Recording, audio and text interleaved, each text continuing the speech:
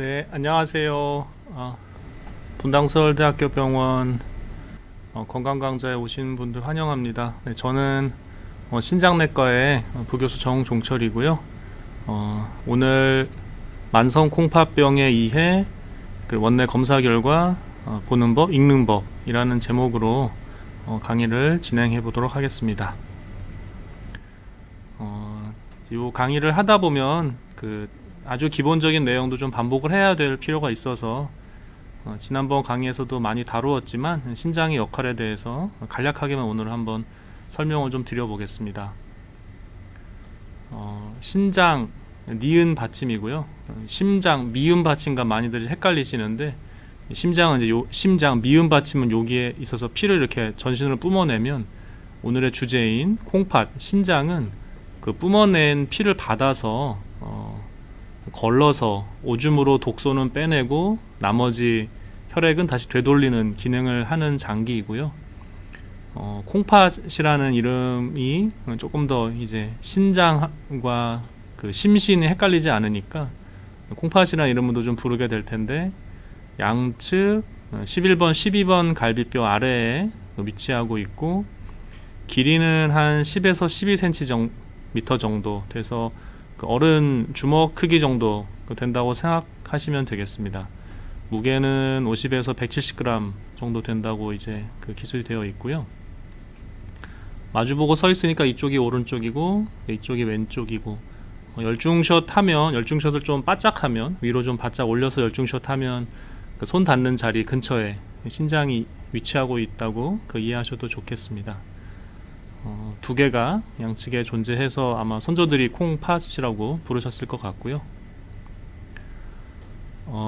구조를 이제 좀 확대해서 본다고 하면, 이제 신장이 이렇게 있을 때 이제 반으로 자른 면이죠. 반으로 자른 면을 더 확대해서 보면 빽빽하게 뭐가 있고, 그 빽빽한 사이사이에 이렇게 혈관이 지나가는 구조가 되어 있습니다. 그런데 그 지나가는 구조의 혈관이 콩팥에만 존재하는 이제 특이한 그런 구조체인데, 이렇게 어떤 전구, 다마라고 한 옛날 표현인데 그 구슬 이나 이런 뭐라고 하면 좋을까요? 털실로 이거 하나를 실이라고 한다면 꼬여서 만들어진 공 같은 그런 구조체를 이루고 있고요. 그걸 사구체라고 부르게 됩니다. 요 신장이 혈액이 이렇게 들어와서 압력에 의해서 이렇게 피가, 노폐물이 빠져나가게 되고, 그 빠져나간 노폐물이 이렇게 여기 이제 그 노폐물을 받아들이는 바구니 혹은 양푼이라고 해야 되나요? 그런 구조가 있습니다. 보호만 캡슐이라는 구조가 있어서 이렇게 담겨서 내려오면 점차 농도가 진해지면서 이렇게 오줌이 흘러내려가는, 그래서 이런 것들이 이제 빽빽하게 있는 거죠. 그럼 다 종합적으로 모여서 지방도로, 지선도로가 고속도로로, 큰 간선도로로 모여서 이렇게 나가는 소변이 되는 구조이고요. 이거를 종합적으로 보면 하나하나를 측정하는 건 어려운 일이지만, 종합적으로는 그래서 1분당 한 100ml 전후를 걸러내는, 요 농축된 양이 아니고요, 걸러져서 정수기를 통과하는, 정수기라고 한다면 요 필터를 통과하는 양이 분당 90에서 120ml, 우유팩 반 개 정도죠. 1분당 를 걸러냅니다. 네, 그렇습니다. 그래서 이렇게 사구체와 뒤에 세뇨관, 이제 집합관 이루어지는 구조를 신원이라고 부르고요. 여기 이제 한쪽 콩팥에 약 100만 개, 한 75만 개에서 150만 개씩 존재하게 되겠습니다. 그래서 말씀드렸던 요 구조가 사구체이고요. 그래서 신장이 하는 일은 이처럼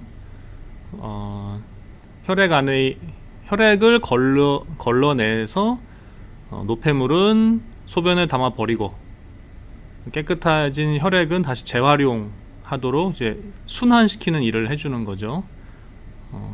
하수 처리장 또는 정수기, 정수 필터, 이렇게 설명을 주로 드리는데요. 요 하나의 단위인 구조체인 사구체가 얼마나 그러니까 신장 기능을 대변할 수 있기 때문에 이 사고체가 하는 그 기능의 정도가 신장이 얼마나 잘 작동을 하는지 대변할 수 있기 때문에 이제 신장의 기능을 사고체 여과율 글로메룰라 필트레이션 레이트, 요 사고체의 영어 이름이 글로메룰루스이기 때문에 이제 글로메룰라 필트레이션 레이트라고 부르고요. 사고체 여과율이 신장 기능을 대변하는 어떤 지표로 이용됩니다. 조금만 더 부연을 드리면 공기청정기를 예로 든다고 하면 이게 신장이 필터라고 했으니까요. 청정기의 성능을 알아보려면 그 방에 청정기를 막 직접 테스트를 하는 것도 있겠지만 방에 들어가서 냄새를 맡아보면 청정기가 계속 돌아가는데 이게 제대로 된 청정기인지 알아보려면 냄새를 맡아보면 알 수가 있겠죠. 혹은 뭐 오염 농도를 측정해보면 알 수 있겠죠. 그래서 필터가 제대로 작동을 한다면 퀴퀴한 공기가 빠져나가면 이제 깨끗한 청량한 공기가 될 텐데 이미 필터가 망가지고 지저분한 상태라면 잘 작동을 못한다면 퀴퀴한 공기가 들어가도 여전히 나오는 것도 여전히 퀴퀴한 공기가 될 테니까 우리는 이걸 직접 들여다보지 않아도 이 산출물, 그러니까 최종 결과물 상태를 보면은 이 작동하는 필터가 잘 작동하는지 안 하는지를 알 수가 있을 것입니다. 이 설명을 왜 드리냐면요. 신장의 기능을 이제 알아보려면 그 신장 자체에 어떤 물질을 흘려 넣어서 얼마나 빠져나가는지를 보는 이제 직접 측정을 하는 사고체 여과를 직접 측정하는 방법이 있기는 한데요. 그건 이제 비용과 장비, 시설이 들어가고 어떤 물질을 몸 안에 인위적으로 집어넣어야 되니까 좀 불편하죠. 정밀 검사라고 생각하면 되시는데 정밀 검사를 매번 할 수는 없으니까요. 그래서 대신에 최종 산출물인 정수된 혈액의 노폐물 농도를 그냥 측정한다면 역으로 콩팥의 성능을 알 수가 있는 거죠. 건강한 콩팥이라 하면 체내의 노폐물 농도가 낮게 안정적으로 유지가 될 테고 기능이 나빠진 콩팥이라고 한다면 어떤 노폐물이 많이 쌓였는데 그게 잘 소변으로 배설되질 못하고 혈액 안에 그대로 남아 있겠죠. 그런 원리를 이용하는 겁니다. 그래서 외래를 다니시면 이제 매번 들으시는 그 용어가 신장 기능 혹은 사고체 여과율 혹은 뭐 크레아틴이 얼마입니다. 이런 얘기를 들으실 텐데요. 추정 사고체 여과율이라는 용어에 좀 익숙해지셔야 되는데 이게 아까 사고체가 신장의 그 대표 구조라고 말씀드렸죠. 그리고 신장이 하는 일이 사고체가 하는 일이 여과를 시키는 정수를 시키는 일이니까 여과율은 이제 비율이죠. 그러니까 얼마나 신장이 잘 활발하게 일을 하고 있는지 얼마나 여과를 잘 시키고 있는지 그 단위를 보여주는 그런 지표입니다. 그래서 신장 기능의 대표적 지표로 추정 사고체 여과율을 이용하고요. 영어로는 이제 추정 estimated 아까 보여드렸던 사고체 글로메룰러스 여과율 filtration rate 그래서 앞자를 따서 EGFR 이렇게 부르고요. 뭐 진료실에서 그냥 저희가 익숙한 대로 사고체 여과율이라고도 안 하고 EGFR 가끔 이렇게 튀어나오는 경우도 있어서 좀 부득이하게 용어 설명을 드렸습니다. 혈액 안에 근육 대사물인 그러니까 근육은 우리 몸에 다 있는 건데 그 근육의 대사물인 근육의 노폐물인 크레아티닌이라는 노폐물이 있습니다. 그 노폐물이 혈액으로 이렇게 계속 이를테면 쏟아져 나오는데요. 그것이 신장을 통해서 빠져나갑니다. 그런데 그래서 신장 기능이 떨어지면 이 크레아티닌 농도가 올라가겠죠. 잘 빠져나가질 못하니까 소변으로 나가질 못하니까. 그래서 혈액 내의 근육 대사물인 크레아티닌 농도를 측정해서 높으면 신장이 잘 작동을 못하는 거고 낮으면 잘 작동을 하는 거고 이렇게 간접적으로 신장의 기능을 평가하게 됩니다. 추정 사고체 여과율 다시 앞서 말씀드린 신장의 기능 지표이고 정상치는 90 이상입니다. 분당 90ml가 아까 여과된다고 말씀드렸잖아요. 90에서 120 정도가 우유팩 반 개 정도가 여과된다고 말씀드렸는데 정상치가 90 이상이고요. 1.73 제곱미터라는 거는 이제 그 성인의 체표 면적 크기가 이 정도이기 때문에 일종의 표준화시킨 그런 값이 되겠습니다. 크레아티닌 농도를 재면 어떤 수식에 의해서 요 사고체 여과율을 계산을 할 수가 있습니다. 사고체 여과율이 이제 개발되기 전에 주로 쓰이던 검사가 혈청 크레아티닌 농도를 그대로 이용하는 것인데요. 이건 앞서 설명드렸듯이 노폐물의 농도를 직접 측정하는 거고요. 정상치는 남자의 경우 0.7에서 1.3. 요 미국의 한 병원에서 자료를 갖고 왔는데 저희 병원은 이제 0.7에서 1.2 혹은 0.6에서 1.4 이렇게 정상 범위는 약간씩 조금씩은 다르게 소개를 하고 있습니다. 여성 같은 경우는 0.6에서 1.1, 병원에 따라서는 0.5에서 0.9 그렇게도 좀 다르게 소개를 하고 있어서 일단은 요 정도 얼추 1 전후의 값이면 괜찮겠구나 라고 이해를 하셔도 뭐 크게 틀리진 않겠습니다. 사고체 여과율이 이제 요쪽 세로에 있고 요게 혈청 크레아티닌 농도 값이 가로축에 있다고 하면 크레아티닌 농도가 1를 전후로 아까 정상이라고 말씀드렸는데 얼추 1 정도면 사고체 여과율이 한 90 정도 되더라 라는 것을 오차가 물론 있지만요 보여주고 있는 그래프이고 2가 되면 한 40 정도 뭐 4가 되면 20 정도 이런 식으로 반비례 관계를 보이는 것을 이제 이해하실 수 있을 겁니다. 그래서 외래에서 항상 이제 설명을 드리면 크레아틴이 높아졌네요. 그러면 이제 그 뜻을 잘 이해를 못 하시죠. 의사는 크레아틴이 높아졌으니까 노폐물이 더 많이 쌓였다는 뜻은 여과율이 떨어져서 신장 기능이 나빠졌구나 라고 설명을 드리는데 이제 이게 높은 게 좋은 거예요? 낮은 게 좋은 거예요? 항상 이렇게 물어보시거든요. 그래서 이제 크레아티닌은 낮을수록 신장 기능이 좋은 거고 여과율은 높을수록 신장 기능이 좋은 거고 네 그렇습니다. 뭐 들어도 항상 헷갈리실 텐데 자꾸 듣다 보면 그래도 귀에 남으실 겁니다. 추정 사고체 여과율 검사는 어떻게 하나요? 아까 크레아티닌 농도를 측정하면 그걸 가지고 계산 공식을 이용해서 이제 할 수 있다고 말씀을 드렸고요.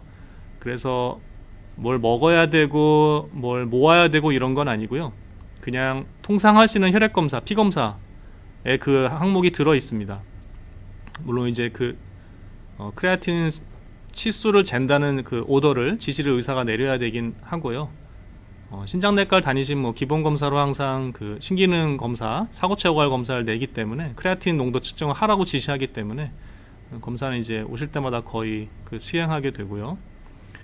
체열량은 많지 않습니다. 그냥 한 1ml 이내 뭐 체열이 피가 너무 잘 안 뽑히면 0.5ml 미만으로도 그 측정은 다 할 수 있으니까 체열량에 대해서 부담 가질 필요는 전혀 없고요. 그래서 직접적으로 그 사고체 여과율을 측정하는 건 아니고 크레아틴 농도를 잰 다음에 어떤 연구에서 얻어진 여과율로 크레아틴인 농도를 그 식에 대입하면 여과율이 나오는 그 산식이 있습니다. 거기에 대입해서 사고체 여과를 추정하는 거여서 요건 사실 그냥 그 개심 값입니다. 그러니까 정확하게 잰 건 아니고 그냥 혈액 검사로 재는 사고체 여과율은 인구 집단 평균을 봤더니 이 정도 농도면 뭐 이 정도 사고체 여과율이 나올 것이다 라고 생각하는 그러니까 추정하는 값이기 때문에 추정 사고체 여과율이라고 정확하게 표현을 하고 있습니다. 금식이 필요하냐고 이제 많이 물어보시는데 사실은 이제 권유하고 있지는 않은데요. 최근 연구들에 따르면 금식을 이제 일관되게 하면 크레아티닌 값이 이렇게 약간씩 흔들리는 결과들을 외래를 다니시다 보면 저에게 들으실 텐데 일관되게 금식을 하면 약간 더 이렇게 오차가 없이 일관된 결과를 얻을 수 있다는 게 최근 연구 동향에서 좀 밝혀지고 있습니다. 통상적으로는 금식이 불필요한 검사입니다. 의미를 좀 설명을 드려야 될 텐데요. 아까 정상이 이제 90에서 120이라고 말씀드렸죠. 연령에 따라서 하지만 신장도 나이를 먹으면 노화가 되는 장기이기 때문에 이 사고체 여과율은 자연스럽게 감소하게 됩니다. 신장 질환이 없는 서양 사람들 자료가 많기 때문에 평균적인 나이에 따른 추정 사고체 여과율을 보시면 20대에는 116, 30대에는 107, 40대에는 99, 50대에는 93, 60대에는 85, 70대에는 75라고 이제 요건 이제 미국 신장협회 재단인데요. 거기서 NKF에서 나타낸 자료는 이렇게 되어 있고요. 일반인을 대상으로 제작한 교육 자료입니다. 가서 영어를 하실 수 있는 분들이 접속해서 보시면 유익한 자료가 많이 있을 겁니다.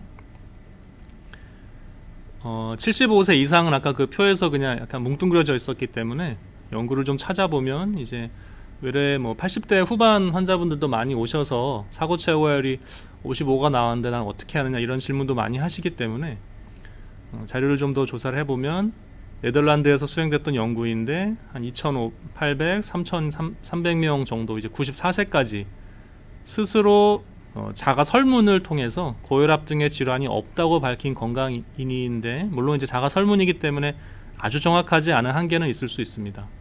그래서 이만큼 그 폭이 넓은 것을 알 수 있고, 85세 이상에선 건강하다고 한 사람도 35 정도까지 신장 기능이 낮게 나오는 것처럼 보이긴 하지만 이제 그거는 연구의 좀 한계상 그렇게 있을 수 있다고 생각을 하고요. 평균적으로 중간값이 가장 중심 경향을 반영한다고 본다면 그래도 건강인들은 85세에서도 60 이상 나타나는 것을 알 수 있고요. 여성의 경우도 85세에서 정상 건강인, 병이 없는 건강인의 경우는 사고 최고율이 60 이상으로 나타나는 것을 알 수 있습니다. 그래서 아까도 말씀드렸던 사고 최고율은 높을수록 좋다 말씀드렸는데, 직관적으로 참 잘 안 와닿으시니까 김세준 교수님께 한번 이런 상의를 좀 드렸더니 당신은 점수로 설명을 한다고 하시더라고요. 저도 그게 좋은 것 같아서 그 다음부터는 점수로 좀 설명드리고 있는데, 그 전에 사실 이제 저는 그 지침에 따라서 퍼센트로 설명을 드렸었는데, 퍼센트라는 것도 영어 단어다 보니까 나이가 많으신 분들은 잘 이해를 못 하시는 경우들이 있어서 100점 만점에 90점입니다 이렇게 설명드려도 좋았던 것 같습니다. 90 이상이면 일단 정상 신기능이라고 보시면 되고요. 이제 90과 100이 그런 큰 차이가 있느냐, 큰 차이가 있을 거라고 생각은 안 합니다. 그래서 신장 기능을 그냥 그 사고 최고율이 물론 130 이렇게 분당 130ml를 걸러낸다 라는 뜻이었으니까 100점 이상이 나오기도 하는데, 그냥 100% 혹은 100점 만점에 100점 이렇게 설명을 드리는 게 조금 더 직관적일 것 같습니다. 그러면 어디가 나쁜 거냐? 15점 미만 혹은 10점 미만이 나쁜 거라고 생각하시면 되겠습니다. 신부전, 그러니까 삶을 유지하는 데 있어서 투석을 하지 않고서는 신장의 기능을 다른 기계의 도움을 받지 않고 살 수 없는 것이 15 미만, 이제 혹은 좀 더 극단적으로 본다면 8 미만, 10 미만 그 정도가 되면 삶을 유지하실 수가 그러니까 돌아가시게 됩니다.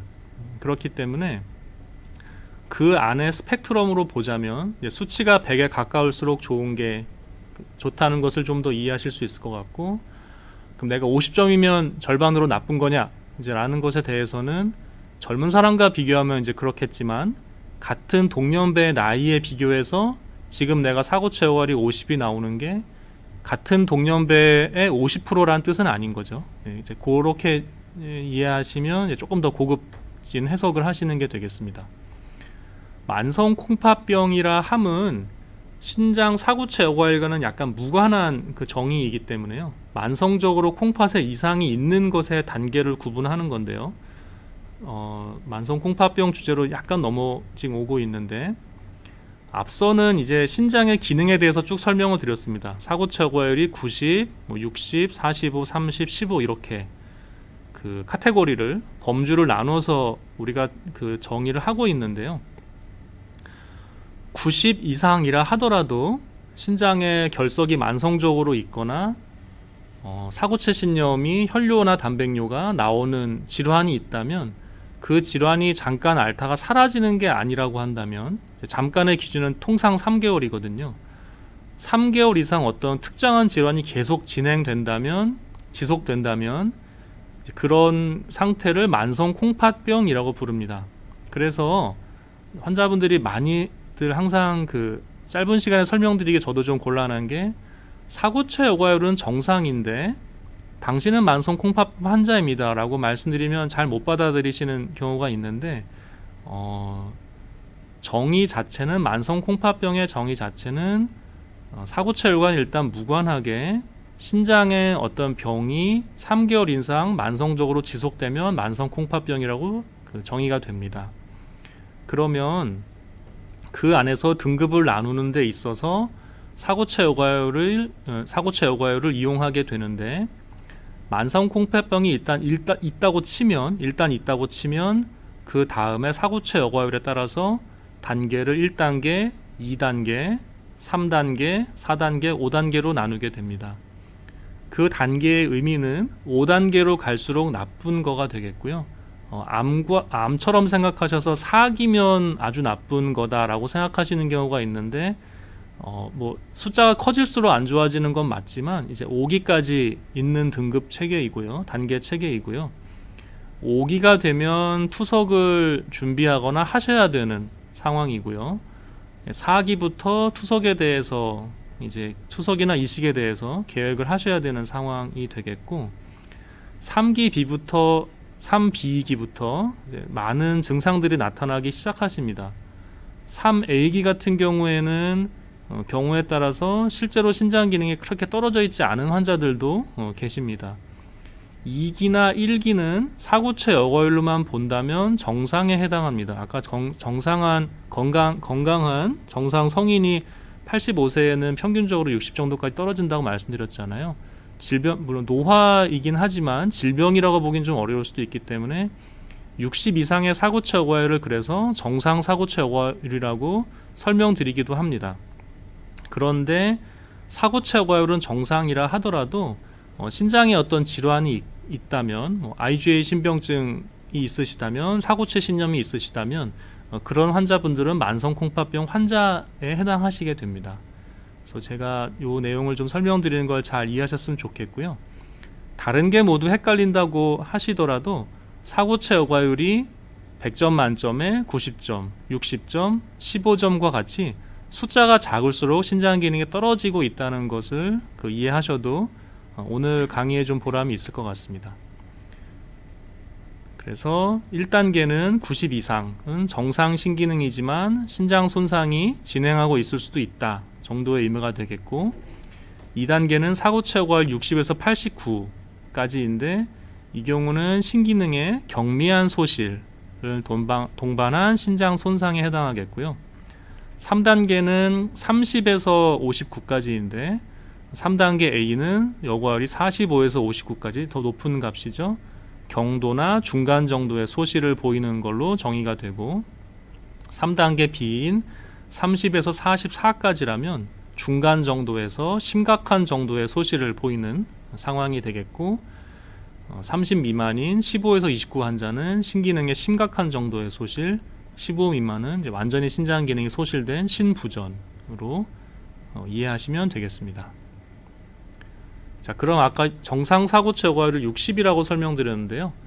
왜 60으로 정했을까? 숫자가 그냥 3분의 2니까 좋아서 그런 건 아니고요.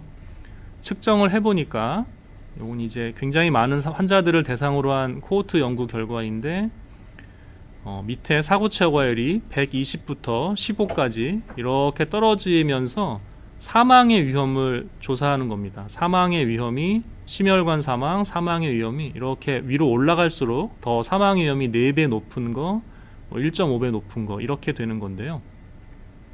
보시면 요 통계적으로 유의하게 나오는 구간, 더 위험이 높아지는 구간을 그 지점에 사고체 여과율이 얼마인지 보니까 60에 해당하게 됩니다. 그래서 사고체 여과율이 60 미만으로 신장 기능이 떨어지면 사망의 위험이 높아지니까 우리가 이 구간의 환자들을 잘 관리해야겠구나. 그래서 이 구간부터를 만성콩팥병이라고 부르자라고 정의를 한 거고요. 신장에 3개월 이상의 특정 질환이 있으면 만성콩팥병이라고 아까 부른다고 말씀드렸는데, 특정 질환이 잘 밝혀지지 않았다 하더라도 신장 기능이 60 미만으로 지속적으로 떨어져 있다면 그 자체를 만성콩팥병이라고도 부릅니다. 그래서 60이 기준이 되고요. 그런데 아까 병이 없어도 나이가 들면 사고체 여과율이 떨어진다고 말씀드렸잖아요. 그래서 65세 이상에서는 요 60이 너무 많은 사람들을 다 환자로 취급하는 거 아니냐라는 이야기가 있어서 요 사이에는 좀 65세 이상에서는 기준을 좀 완화해야 되지 않겠느냐라는 움직임이 있는데 아직까지 정설은 아닙니다. 자, 그러면 어떤 사람들이 이렇게 신장 기능이 떨어져 있는가? 우리나라 그 국민건강영양조사 자료를 통해서 분석을 해보았더니 나이가 많은 사람들, 당뇨가 있는 사람들, 고혈압이 있는 사람들, 그리고 심혈관 질환이 있는 사람들, 요 가장 진한 영역의 바 그래프가 더 넓을수록 이제 그 많은 신장 질환 부담이 있는 그 인구 집단인데요. 그래서 대표적으로 질환으로 그 확인할 수 있는 건 당뇨, 고혈압, 심혈관 질환이 되겠습니다. 얼마나 위험한지 봤을 때 20세 늘어날 때마다 만성 콩팥병의 비율이 3.6배 늘어나게 되고요. 당뇨가 있을 때 당뇨가 없는 사람에 비해 6배 만성 콩팥병의 비율이 늘어나고 위험이 늘어나고, 오즈비라는 이제 척도인데 대략적으로 위험이라고 이해하셔도 되겠습니다. 고혈압이 있는 경우에 5.9배, 심혈관 질환이 있는 경우, 비만한 경우, 그리고 농촌에 거주하는 경우, 이런 경우들이 다 만성 콩팥병의 위험이 높은 환자군들이 되겠습니다. 환자의 사례를 이제 한번 좀 소개시켜 드리고 싶은데요. 오늘의 이제 주제가 만성 콩팥병의 이해와 자기 그 검사 결과를 이제 관리하시는 것에 대한 리터러시 교육에 해당하니까요. 49세 남자 환자가 이제 제 외를 다니고 계시고, 검사에서 혈장 크레아틴이 1.6으로 높다. 약간 이게 높으면 나쁜 지표로 했고, 얼추 1 전후에서 정상값이라고 했으니까 성인 남자의 경우 1.3이나 1.4가 정상의 그 상한이라고 했으니 그거보다 높으니까 이제 신장 기능이 떨어졌다고 이제 의뢰가 왔습니다.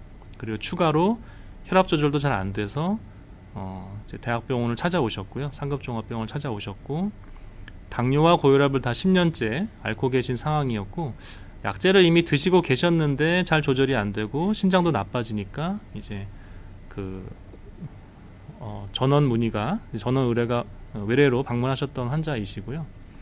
단백뇨는 없었다고 이제 환자가 알고 계셨고, 약물은 이제 그 좋은 약들을 잘 쓰고 계셨는데 혈압은 192에 93이니까 뭐 처음 외래 방문하셔서 긴장하셔서 그렇기도 하겠지만 뭐 굉장히 높은 걸 알 수 있고, 164.3cm 키에 76.6kg니까 체질량 지수 28.4로 이제 비만에 해당한 환자가 되겠습니다. 함유 부종 다리에 이렇게 붓는 현상은 없었고요. 보시면 이제 2달, 3달, 5달, 7달, 뭐 9달, 2년 넘게 이제 추적을 했을 때 환자를 좀 정리했던 그래프인데요. 혈압이 잘 노란색이 이제 혈압인데 192, 189, 뭐 190, 164, 140 점점 이제 치료를 하면서 그 조화는 지고 있는데, 초반에는 너무 혈압이 좋아지지 않아서 24시간 혈압도 한번 재보고 약도 좀 더 올려보고 약물을 좀 더 많이 강화한 다음에 혈압은 이제 잡히고 있었습니다. 환자가 이제 체질량이 그 비만하시니까 살을 좀 빼세요라고 몇 달 좀 이제 같이 안면을 튼 다음에 처음부터 살 빼라고 하시면 또 그 신뢰가 될 수 있어서 이제 잘 안 잡히고 하니까 체중을 좀 빼셔야지 약을 줄일 수 있겠습니다 설명을 드렸는데, 직장인이시고 하니까 바빠서 잘 못하셨었죠. 그렇게 한 10개월 정도 지난 다음에 혈압은 잡혀서 그냥 그런가 보다 했었고, 처음에 76kg다가 75kg까지였으니까 막 크게 체중이 변화는 없었는데, 어느 결엔가 혈압이 쭉쭉쭉 좋아지고 체중도 많이 빠졌습니다. 5kg, 7kg 이렇게 빼셨고요. 그래서 그때 여쭤보니까 수영을 개시했다고 환자가 얘기하시길래 참 잘하셨습니다 이렇게 칭찬을 드렸고요. 당뇨 환자였기 때문에 당뇨약을 전에 드시던 약에서 오히려 외래를 온 다음에 당이 좀 더 나빠져서 당뇨약을 조절을 해드리니까 일단 좀 좋아졌었는데, 이제 글리메피리드라는 건 굉장히 강한 당뇨약에 해당합니다. 그걸 써서 겨우 좀 떨어져서 당화혈색소 이제 7 미만으로 최소한 유지를 해야 되는데 6.9까지 얼추 이렇게 겨우 맞췄다라고 생각했었는데, 이후로 체중이 줄고 수영을 하시면서 당화혈색소가 7.2에서 6.4, 6.2로 푹푹푹 좋아지는 그런 양상을 보여서 성공적으로 더 강하게 썼던 약도 이제 끊을 수 있었던 그 환자였습니다.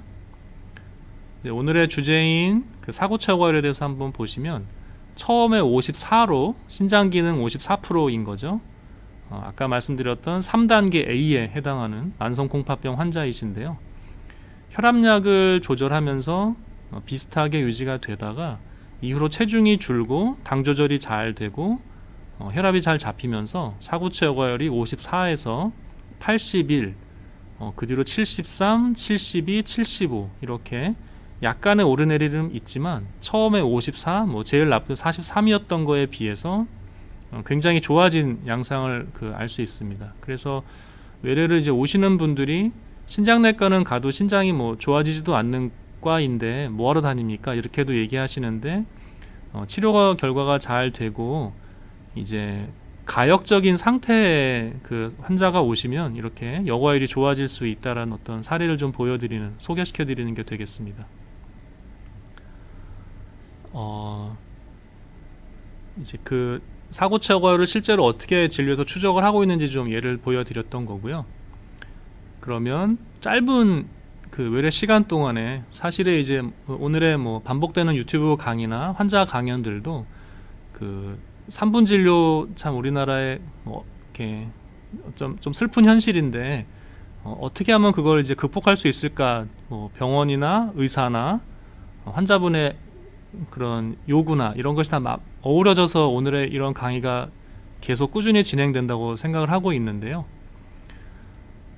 하지만 유튜브에서 개인의 신장 기능을 알려드릴 수 있는 건 아니니까요. 그죠? 직접적으로 이제 진료 때 확인을 하시게 되는데 잘 생각해보면 진료의 과정을 잘 생각해보면 환자의 신장 기능이 좋아졌는지 나빠졌는지는 환자만 의사에게 물어보는 건 아닙니다. 통상은 환자분들이 오늘 어떤가요? 라고 저에게 혹은 의사에게 물어보시지만 사실은 저도 궁금합니다. 무슨 말이냐면요. 잘 지내셨나요? 특별한 일은 없으셨나요? 힘든 일은 없으셨나요? 이제 의료진들이 물어볼 때 별일이 없었다라는 것이 굉장히 중요한 답변이 되겠습니다. 무슨 말이냐면 지금의 신장 기능을 검사로 확인하는 것은 어떤 순간의 값이기 때문에요. 그러니까 활동 사진이 아니고 그냥 정지된 사진을 보는 거기 때문에 그 사이의 경과에 대해서 환자가 정말 3개월 혹은 2달, 4개월 동안, 6개월 동안 잘 지내셨는지는 의사가 환자에게 경과를 질의하면서 환자의 신장 기능의 호전 악화 여부를 확인하게 됩니다. 이게 의사 입장에서의 환자의 신장 기능의 호전 악화 여부를 확인하는 과정이 되겠고요. 오늘의 이제 주제에 좀 더 가까운 환자가 의사에게 질의를 하시는 나의 신장 기능은 어떤지는 혈액 검사 결과를 보시는 거죠. 저의 이번 사구체 여과율은 어떤가요? 이번 크레아티닌 농도는 어떤가요? 두 가지는 이제 거의 같은 질문에 해당합니다. 왜냐하면 거의 역수에 가까운 값이 크레아틴의 역수에 가까운 것이 사구체 여과율이 되겠으니까요. 약간 독립적인 질문이 저의 이번 단백뇨 수치는 어떤가요? 인데요. 요거에 대해서는 뒤에서 또 좀 말씀드리겠습니다. 그래서 제가 드리고 싶은 말씀은 의사도 진료 시간에 환자의 신장 상태에 대해서 한 번 더 확인을 하게 되고 환자분들도 나의 신장 상태가 어떤지 확인을 하시는데 그때 확인하는 항목이 사구체 여과율, 크레아티닌, 단백뇨 로 축약할 수 있다는 점을 제가 좀 이해시켜 드리고 싶어서 요 강의를 좀 준비했습니다. 진료 시간은 이제 검사 확인하는 거 말고도 다른 것들 처방도 관리를 해야 되고 투석을 준비하신다면 이제 그런 것들에 대한 케어도 해야 되고 설명도 드리고 하게 되니까 신장 기능에 대해서는 이제 아주 자세하게 설명드리지 못하거나 구체적인 수치를 이제 다 써드리지는 못하고 있는데 그럴 때 보완할 수 있는 방법을 좀 알려드리려고 합니다. 진료가 후에 신장 기능의 호전, 악화 여부를 이제 스스로 확인하는 방법이시죠. 가장 이제 고전적으로 쓰이는 것은 설명간호사실, 스테이션에서 검사 결과를 문의하는 것이시죠. 검사 결과를 문의하실 때 사구체 여과율 혹은 혈청 크레아티닌, 단백뇨 요것에 대해서 결과를 이제 문의하시면 조금 더 명쾌한 답을 들으실 수가 있는 거가 되겠고요. 괜찮습니까? 라고 그냥 이렇게 포괄적으로 문의하시면 괜찮다라고만 답변이 나오게 되니까 물론 그게 이제 어떤 중요한 확인의 의미이긴 한데 이제 객관적인 어떤 상황을 이제 디테일을 보고 싶어 하시는 분들께서는 여기에 좀 집중하시면 된다라고 안내를 드리고 싶고요. 간략히 결과를 이제 뽑아달라고 요청하실 수도 있습니다. 네, 그러면 다 해드리고 있으니까 이거를 요구하시면 되겠고요. 조금 더 체계적으로 이제 하시는 분들은 그냥 그날그날의 결과만 보는 게 아니라 그걸 스스로 이제 프로파일화 시키시는 거죠. 수첩으로 정리해서 이제 하고 계시고, 만성 콩팥병 수첩이라고 저희가 드리기도 이제 하고 있고, 아주 꼼꼼하신 분들은 엑셀을 만드셔서 스스로 이렇게 정리를 하시는데, 그 만성 콩팥병 수첩에 이제 있는 주요 내용을 제가 좀 이렇게 안내를 드리면, 날짜가 물론 필요하겠고 본인의 체중이 중요합니다. 신장 환자들은 이제 부종이 있기 때문에 체중을 기록을 하셔야 되고요. 혈압, 아까 말씀드린 사구체 여과율 핵심 지표가 되겠고, 단백뇨가 나오는지도 핵심 지표가 되겠고요. 이제 그 외에 만성 콩팥병 수첩에 이제 포함되어 있는 지표들이 요소질소, BUN, 빈혈이 있으실 수 있기 때문에 혈색소, 헤모글로빈 값, 그다음에 신장에서 전해질 배설이 잘 안 되기 때문에 칼륨 값, 인 값 같은 것들을 기록을 하게 되어 있고요. 영양 상태가 떨어질 수 있으니까 알부민, 이런 지표들 등을 이제 정리하시는 환자들이 계시죠. 그리고 이것이 권장됩니다. 헬스포유 앱이라고 이제 분당서울대병원에서 신장내과만은 아니고 다른 모든 전반적인 병원 이용에 활용하실 수 있는 앱이 있는데, 이걸 설치하시면 아까 보여드렸던 이러한 지표 검사 결과들을 정리된 채로 보실 수가 있는 거죠.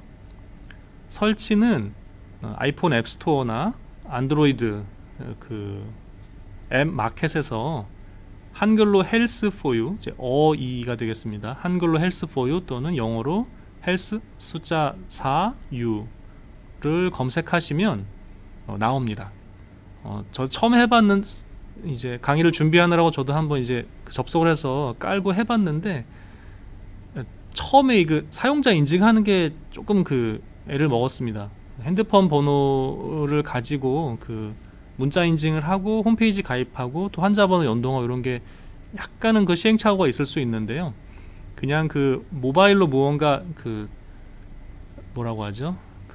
온라인 상거래에 익숙하신 분들이면 뭐 큰 무리 없이 진행은 가능할 것 같고요. 통상에 그냥 가입하고 인증받는 절차에서 뭐 크게 다른 건 없습니다. 그래서 가입을 하시면 요렇게 이제 헬스포유 앱이 나타나게 되고요. 이건 이제 아이폰에서 캡처한 건데, 손으로 터치하시면 요런 창이 뜨고 앱 화면이죠. 가입하신 아이디와 비밀번호로 이제 로그인을 하시게 되는 거죠. 네이버 로그인, 애플 로그인이 있었는데 저도 자세하게는 몰라서 이제 오늘 강의 핵심은 이제 이걸 까는 게 알려드리는 건 아니니까, 아무튼 가입을 하시고 인증받으신 아이디로 접속을 하게 되면 이제 환자번호 연동 및 사용자 인증이 되시면 이런 화면이 메인 화면으로 뜹니다. 누구의 개인정보가 들어있는 화면이죠. 그럼 거기서 검사 결과를 손으로 터치하시면 가장 최근 3개월, 6개월, 1년 내에 검사 이렇게 뜨게 되겠습니다. 이게 이제 연구 계정이었기 때문에 연구용 검사들이 많이 있는데, 기타 검사 뭐 이런 것들이 있는데요. 잘 모르시면 하나하나 다 열어보셔도 그 결과가 뜨니까 이제 알 수가 있겠고, 신장 결과가 들어있는 건 되게 일반화학 1이나 응급검사라는 항목에 들어있어서 그 검사가 있는 날짜를 좀 옮겨가려고 날짜 선택을 터치하면 이제 이런 창이 뜨고요. 날짜를 이제 바꿔서 어플라이를 누르시면 2019년에 뭐 그런 검사들이 있어서 일반화학 검사, 응급검사, 기타 검사 이런 것들이 있어서 여기에 이제 신장 기능이 어디 들어있나 열어보는 거죠. 일반화학 아까 1에 있다고 말씀드렸기 때문에 일반화학 1을 열어보시면 되겠습니다. 여기 손으로 터치하시면 이렇게 뜹니다. 이렇게 뜨고요. 영어로 있어서 이 강의가 사실 이제 연세 드신 분들께는 조금 죄송한 마음이 들기도 하는데요. 근데 이제 검사명이 사실 한글화 되어 있진 않습니다. 근데 손주분들은 도움을 받으시면 잘 하실 테니까요.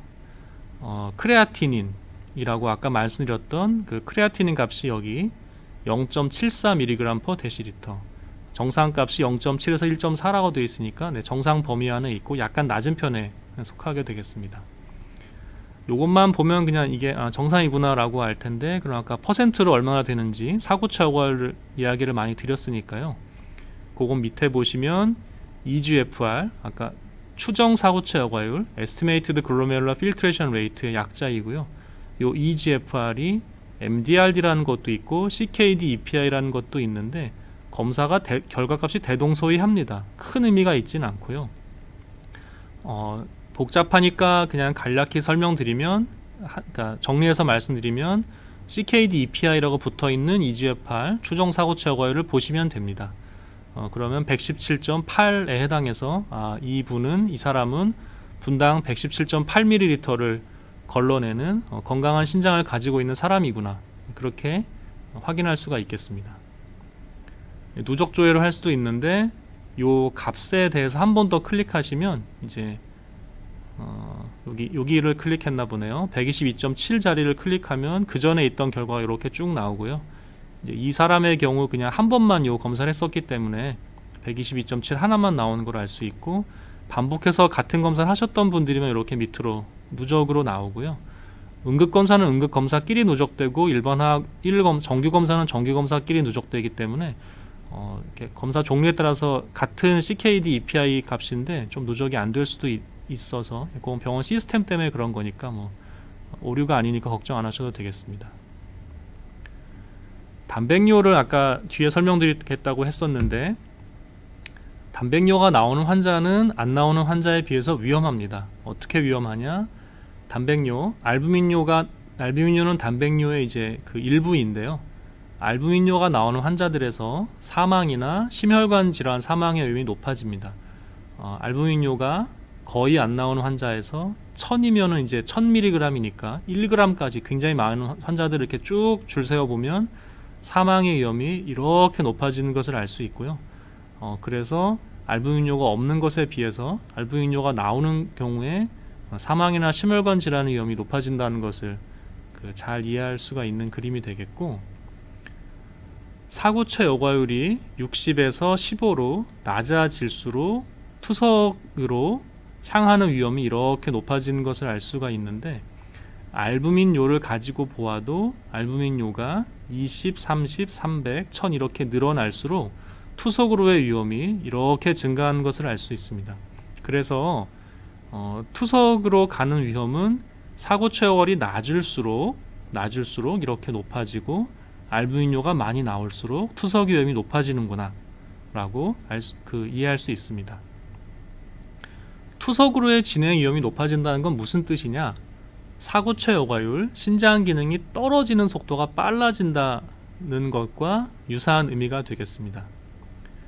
설명을 조금 더 보충해서 드리면, 사고차 여과율이 세로축이고요.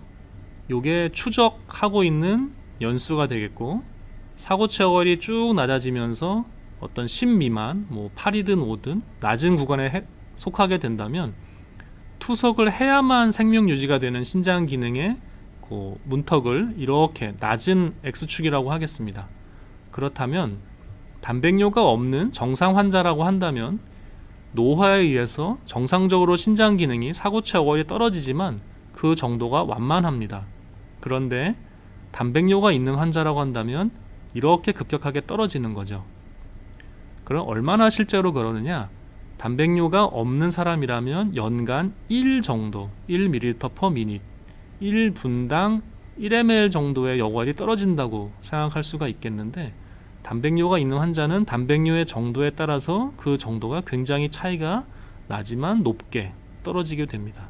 그러면 특정 나이에 사고차 여과율이 70인 분이 있었는데, 정상 수치죠. 그게 단백뇨가 없는 환자 사람이어서 연간 1 정도씩 떨어진다고 하면 10을 기준으로 투석을 한다고 가정을 해본다면 70 빼기 10이니까 60만큼 남은 거죠. 그럼 연간 1씩 떨어지는 사람이니까 70이 10이 될 때까지는 60년이 걸리게 되겠습니다. 단백뇨가 없는 사람의 경우. 그런데 단백뇨가 있는 사람이고 단백뇨가 있으면서 신장 기능이 떨어지는 정도가 연간 4ml/min 정도 떨어진다고 한다면 70 빼기 10이 60이었고 60을 4로 나누게 되니까 이 사람이 70 사고체 여과율에서 투석을 할 때까지는 15년이 소요되게 됩니다. 15년간은 투석을 안 하고 지내실 수 있지만 단백뇨가 없는 사람의 60년에 비해서는 엄청나게 짧은, 더 빨리 신부전이 오시게 되는 거죠. 이 단백뇨가 더 심해서 연간 8ml가 떨어진다고 한다면 7.5년으로 투석을 안 할 수 있는 기간이 줄어들게 됩니다. 단백뇨가 더 심해서 연간 분당 15ml가 사고체 여과율이 감소하게 된다면 그 시간은 불과 4년밖에 남지 않게 됩니다. 이렇기 때문에 단백뇨가 얼마나 나오고 단백뇨 조절이 얼마나 잘 되는지가 굉장히 중요하게 되겠습니다. 조금 더 설명을 드리면, 아까는 70이 남았지만 이제는 40이 사고체 여과율이 남았다고 가정해 보겠습니다. 단백뇨가 없는 사람이라면 연간 1씩 떨어진다면 30년이 걸리게 되고 투석을 안 하고 지낼 수 있는 시간이, 연간 4ml/min이 떨어진다면 7.5년이 남은 거고, 연간 8로 떨어진다면 3.75년이 지나면 투석을 하시게 되는 거고, 연간 15가 떨어진다고 한다면 2년 만에 투석으로 접어들게 됩니다. 신장내과 외래를 사고체 여과율이 낮다고 40이라고 해서 오셨는데 2년 있다가 투석하시게 됩니다 라고 한다면 굉장히 이제 힘든 상황이 되시겠죠. 그래서 최대한 이 기간을 더 길게 하려고 단백뇨를 줄이는 치료를 하게 되겠습니다. 조금만 더 부연을 해서 확장을 시켜본다면 진단 당시의 연령도 굉장히 중요하게 되겠습니다. 85세에 만약에 사고체 여과율 70으로 오셨다고 한다면 단백뇨가 많이 나온다 하더라도 투석은 하지 않고 그 전에 돌아가시게 되는, 천수를 누리시는 그런 상황이 될 수 있습니다. 그런데 75세 사고체 여과율 70으로 오셨고 다양한 경과를 밟는다 하더라도 연간 8ml/min으로 신기능이 감소한다면 돌아가시기 전에 투석을 겪을 위험이 있을 수 있습니다. 요건 제가 90세 정도를 가정한 겁니다. 사망하시는 그 나이로. 거꾸로 얘기하면 연간 8 이하로 신기능이 감소한다면 돌아가시기 전에 투석을 하지 않을 가능성이 높으시겠죠. 진단 당시 나이가 65세라고 한다면 연간 2ml/min 이상으로 신기능이 감소한다면 투석의 위험이 있습니다. 여기서 여기까지의 거리가, 파란 박스까지의 거리가 살아계시는 해가 되겠고요. 천천히 떨어진다면 돌아가실 때 투석을 이 X축 밑에 초록색에 닿지 않고 돌아가시는 거니까 투석을 안 하는 거지만, 그 전에 먼저 신장 기능이 나빠진다면 이 시점에 7.5년이 지난 시점에 투석을 하시고 4년이 지난 시점에 투석을 하시게 되는 거죠. 65세에 70이지만 단백뇨가 많이 나와서 연간 15ml/min까지 떨어진다고 한다면 70세 전에 투석을 하시게 되는 거기 때문에 그만큼 단백뇨의 조절이 중요하게 되겠고요. 끝으로 40대에 만약에 사고체 여과율 70으로 외래를 오셨다고 한다면 지금 사고체 여과율 70이니까 괜찮다고 생각을 하시겠지만 앞으로 살아가야 될 날이 길기 때문에 이런 경우에는 연간 1.3ml/min이라는 굉장히 거의 정상에 가까운 정도로 신장 기능을 보존하지 않으면 살아가실 날이 길기 때문에 사망 전에 투석을 겪을 위험이 있습니다. 그렇기 때문에 이제 중년이나 젊은, 요즘 기준으로 이제 40대면 젊다고 할 수 있겠는데, 젊은 환자들이 단백뇨의 위험성에 대해서 이렇게 상식적으로 잘 이해를 못 하시지만 이런 근거를 듣고 나시면 타이트하게 단백뇨를 조절하는 게 왜 중요하다는 것을 좀 이해하실 수 있을 것 같아서 오늘의 강의를 준비해 보았습니다. 외래에서 제가 즐겨 하는 비유인데요. 사고체 여과율은 뭐고 단백뇨는 뭐냐 물어보시면 신장의 기능, 사고체 여과율이 이만큼 숲이 있을 때 남아있는 숲의 면적이라고 설명을 드립니다. 단백뇨는 그 숲이 얼마나 빨리 타들어가는가 하는 속도의 개념으로 설명을 드리는데요.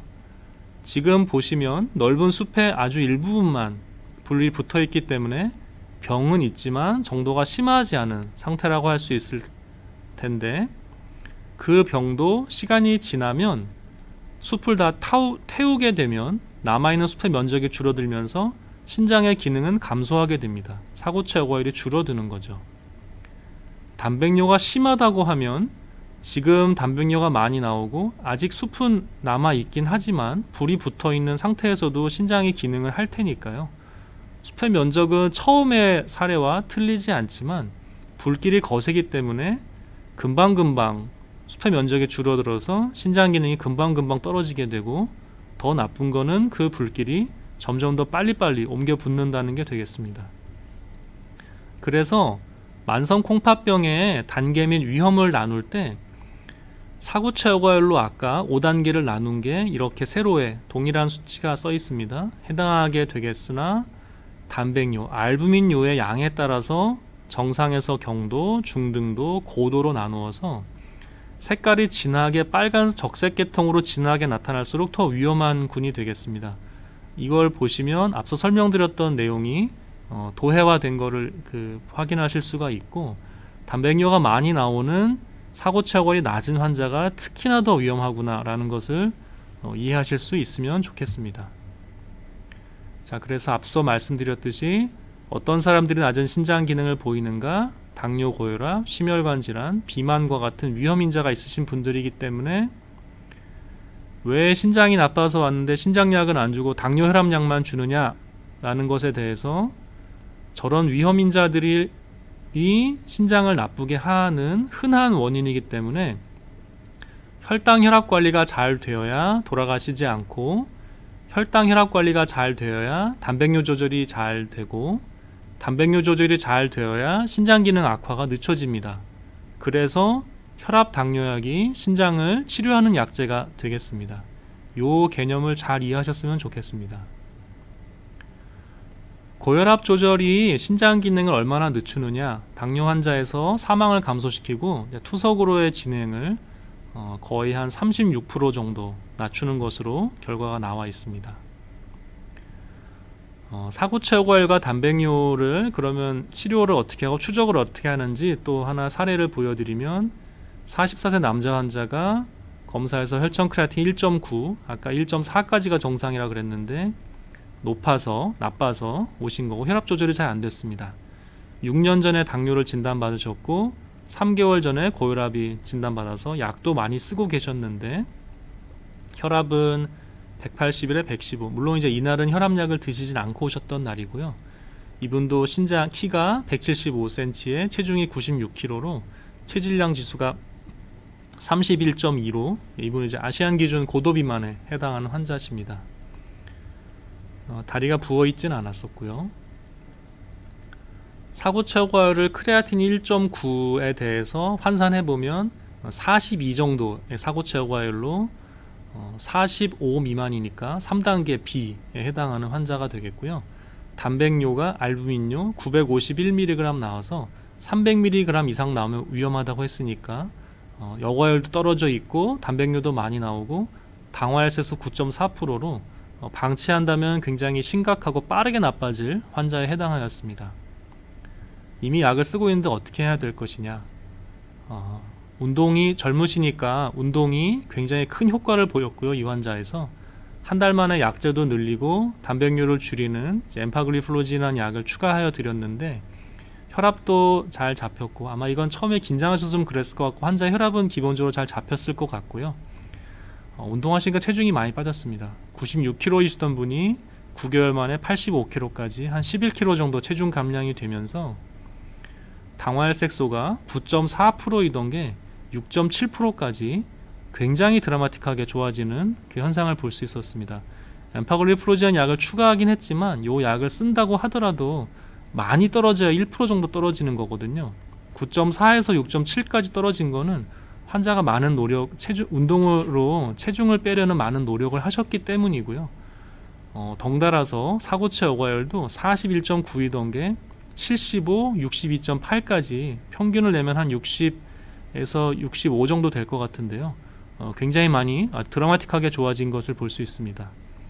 가장 기쁜 것은 여과율이 물론 좋아지기도 했지만 이 환자의 단백뇨가 체중 감량하고 당을 조절하면서 1300mg에서 455mg까지 굉장히 많이 줄어들었다는 것에 있습니다. 이것은 사고체 여과율이 좋아지면서 단백뇨가 줄어들었기 때문에 굉장히 기쁜 일이고요. 아까 단백뇨가 많이 나오면 신장 기능이 빨리빨리 떨어진다고 했으니까 지금 단백뇨가 이만큼 줄어들었다는 뜻은 이렇게 좋아진 거 말고 이후에 악화되는 경과도 늦출 수 있기 때문에 이 환자는 굉장히 성공적인 치료 사례에 해당하게 되겠고요. 가장 중요한 것은 이분이 스스로 운동을 해서 당 조절을 하실 수 있는 그런 지혜를 갖추셨기 때문에 이렇게 드라마틱한 효과가 나타났다는 것을 이해시켜 드리고 싶습니다. 처음에 혈압약이나 아까 엠파글리프로진 같은 약들을 쓰게 되면은 일시적으로는 사고체 여과율이 떨어집니다. 신장을 좀 쉬게 하는 약제라고 제가 설명드리는데요. 그래서 걱정을 하시지만 위약, 가짜약을 쓴 사람들은 처음에 신장 기능이 떨어지는 게 없지만 이후로 이렇게 쭉 지속적으로 떨어지는 것에 비해서 약제를 쓰시는 분들은 처음에 드롭 현상, 떨어지는 현상은 있지만 그 뒤로는 평탄하기 때문에 처음에 초반에 저하는 보이지만 장기적으로는 이만큼 이득을 보시게 됩니다. 이 현상이 계속 유지된다면 이렇게 계속 가고 이렇게 더 떨어진다면 결과적으로는 투석을 하지 않는 환자분들이 약을 쓰시는 분에서 더 많아지겠죠. 그런 현상을 관찰할 수가 있습니다. 한 4년 정도 추적을 한 연구인데요. 장기적으로는 이득이 된다는 것을 설명드리고 싶습니다. 이제 거의 마지막인데요. 소변 검사 결과 및 다른 검사들을 좀 보는 것에 대해 설명드리겠습니다. 소변 검사를 누르시면 이렇게 나오고요. 오늘의 핵심인 단백뇨회 같은 경우는 PRO라고 하는 프로테인 항목을 보시면 되고, 여기서는 양이 나오진 않고 이거 이제 시험지봉 검사라고 색깔로 한 5단계 정도로 없는 거, 그 가로 짝대기는 없는 것에 해당하고요. 있다고 하면 플러스나 2 플러스, 3 플러스 이런 식의 숫자로 나오게 되겠습니다. 앞서 말씀드린 정량을 한 양을 측정한 단백뇨는 일반화학 2라는 항목을 보시면 나오게 되는데, 소변 크레아티닌 CR 옆에 U라고 되어 있는 건 소변 크레아틴이어서 이것도 질문이 많이 오는데, 제 크레아틴이 1이 넘고 뭐 100이 나옵니다, 20이 나옵니다 이렇게 걱정하시는 분들이 있는데, 옆에 U라고 써 있으면 소변 크레아틴이기 때문에 이 값에 대해서는 걱정하실 게 없습니다. 어떤 값이 나온다 하더라도 알부민 값을 요 소변 크레아틴 값으로 나눠주게 되었을 때 미리그램 퍼 그램이라는 나눠준 값의 단위가 나오게 되고, 이것이 30 미만이면 정상이라고 이해하시면 되겠습니다. 거의 마지막이고요. 그래서 오늘 만성 콩팥병과 검사를 확인하는 방법에 대해서 설명을 드렸고, 마무리하는 차원에서 신장에 하는 다른 일들은 간략하게만 소개해 드리겠습니다. 영양물질을 분해, 대사, 분해산물을 배출하는 건 앞서 계속 말씀을 드렸고, 물과 전해질의 평형을 유지하고 삼투압을 조절하고 산염기 평형을 유지하고 조혈 호르몬이나 활성 비타민 D를 합성한다 라고 말씀을 드릴 수 있겠고요. 이 항목들이 이제 신부전 만성 콩팥병 환자의 검사를 확인하는 데에서도 좀 응용을 해볼 수 있겠습니다. 그래서 신장이 망가지면 요독이 쌓이고 체액량 조절이 안 되니까 고혈압, 부정맥, 폐부종 등이 올 수 있게 되고요. 구역구토, 혼수, 영양실조 같은 현상들이 오게 되고, 산염기 평형이 안 되니까 부정맥, 심장마비, 조혈 호르몬, 활성 비타민 D 합성이 안 되니까 빈혈이나 골절 등의 현상도 나타날 수 있습니다. 그래서 검사의 아까 일반화학 검사라는 것을 보시면 K라고 하는 게 포타슘, 이런 전해질 검사가 되겠고요. BUN이라고 하는 요소질소 검사들도 이제 주로 확인할 수 있는 항목이 되겠습니다. 혈당에 관해서는 여기 GLU, 글루코즈라고 하는 항목이 되겠고요. 이제 오늘의 강의는 만성 콩팥병에 대해 설명드리고 검사를 어떻게 좀 확인하는지에 대한 강의 내용이어서, 이런 검사의 의미에 대해서는 혹은 어떻게 관리해야 대해서는 작년 재작년에 이제 뭐 한 두 번 이상 반복해서 강의 내용이 있기 때문에 그 유튜브를 참조하시면 또 도움이 되실 것 같습니다. 빈혈의 지표는 HB, 헤모글로빈이라고 하는 지표를 보시면 되고요. 자신이 일단 모르시면 정상치, 참고치 안에 들어있으면 안심해도 좋다라고 이해하셔도 되고요. 뼈와 혈관 석회화 지표인 E는 포스포러스 P라는 항목으로 여기 나와 있고, 영양 지표인 알부민, 요산, 유릭 액시드, 총 콜레스테롤, 심혈관 지표 CHOL이라고 나와 있습니다. 자주 문의가 오는 상황은요, 사실은 저런 여과율에 대해서는 큰 문의는 오지 않고, 정상값을 넘어서는 이제 빨갛게 파랗게 나올 때 그 걱정들을 하시는데요. 오늘 설명드린 지표가 괜찮으면 대부분 괜찮다고 이해하셔도 좋을 것 같고요. 특히 많이 물어보시는 게 이런 그 혈구의 그 피 검사에서 적혈구, 백혈구의 이제 세부 값들에 대해서 문의 많이 오시는데, 혈액종양 환자가 아니시면 너무 걱정 안 하셔도 된다라고 그냥 간략히 말씀드릴 수 있을 것 같습니다. 그래서 그 이상치, 빨갛게 파랗게 이상이 뜨는 것이 이제 기계적으로 나오는 게, 그건 기계적으로 나오는 거거든요. 걱정을 많이 하시고 크게 중요하지 않은 지표들에 대해서 우려를 하셔서 도리어 이런 강의를 하는 게 환자한테 그냥 불안만 선사하는 게 아닌가, 이제 그런 고민을 스스로 좀 했었는데, 이제 합리화를 어떻게 할까 하다가 70대, 90대에 처음 한글을 배우시는 분들이 굉장히 기뻐하시고, 내 기분이라고 해서 이웃집 할망구가 가방 들고 학교 간다고 놀린다. 지는 이름도 못 쓰면서 나는 이름도 쓸 줄 알고 버스도 안 물어보고 탄다. 이 기분 니는 모르제. 이런 얼마나 기쁘셨으면 이제 이런 그 시를 쓰셨을까라는 생각을 하고, 이렇게 이제 문해력이 중요한 시대라고 많이들 얘기를 하는데, 건강에 대해서도 건강 문해력, 헬스 리터러시가 중요한 시대가 되고 있습니다. 왜냐하면 정보가 이미 다 공개되어 있으니까요. 그 정보를 알고 이미 다 나와 있는데 나만 읽을 줄을 몰라서 손해를 본다고 하면 또 너무 이렇게 서글픈 일이기도 하고, 그래서 한글을 알았으면 사기를 당하지 않았을 거라는 게 이게 할머니의 그 시 내용인데요.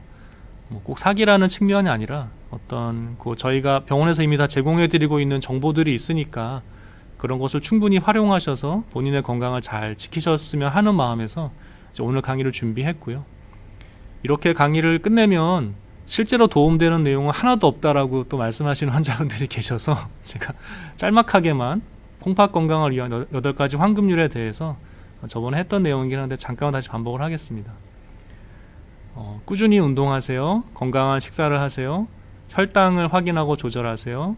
혈압을 확인하고 조절하세요. 적당량의 물을 마시세요. 갈증이 나지 않을 정도로. 담배를 끊으십시오. 진통소염제를 자주 복용하면 안 됩니다. 고위험 요인, 당뇨, 고혈압, 비만, 신장병의 가족력이 있으시다면 신장기능, 아까 말씀드렸던 크레아틴이나 사구차 여과일이 되겠습니다. 검사를 받으십시오라는 게 국제 신장협회에서 권고하는 8가지 황금률이 되겠고요.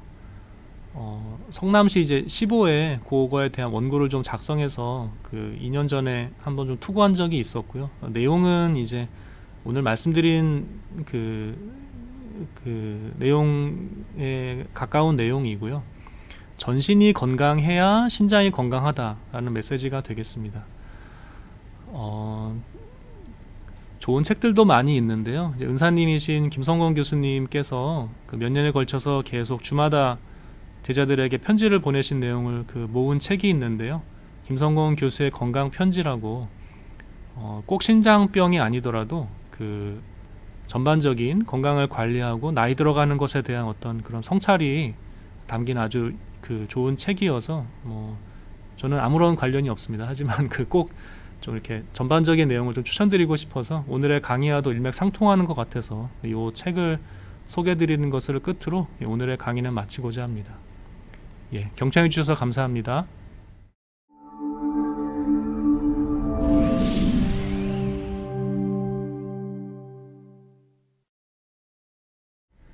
공단 검진 1년 간격 소변 검사로 정상이면 신장이 여전히 건강하다는 의미로 받아들이면 되겠지요. 네, 좋은 질문이신데요.